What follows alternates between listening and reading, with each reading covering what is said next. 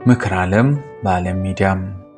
ሰባቱ የህይወት ዘርፎች ሚዛናዊ ህይወት ለላቀ ከፍታም። ሰባቱን የህይወት ዘርፎች መፈተሽ ህይወትህ የተስተካከለ እንዲሆንና ማስተካከል ያለብህ ጉዳይ ምን እንደሆነ እንድትመረምር ይረዳሃል።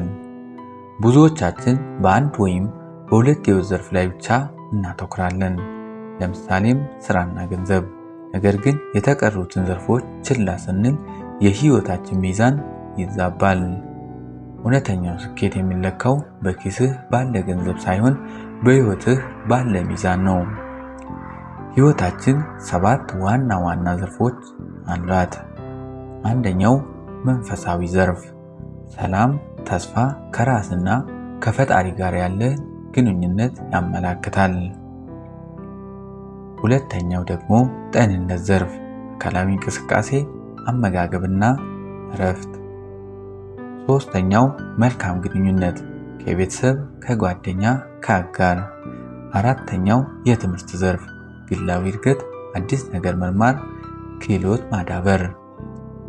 አምስተኛው የሙያ ዘርፍ የስራ እርካታ፣ የሙያ እድገት፣ የምትወደውን መስራት።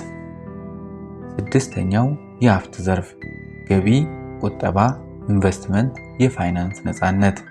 ሰባተኛና የመጨረሻው ደግሞ የመዝናናት ዘርፍ ይሆናል።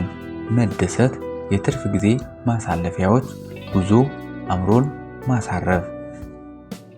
የተወደዳችሁ፣ ስለዚህ ህይወትን የተስተካከለ ለማድረግ ከሰባቱ ዘርፎች ሚዛኑ የጎደለበትን አውቀህ እሱ ላይ ትኩረት አድርግ።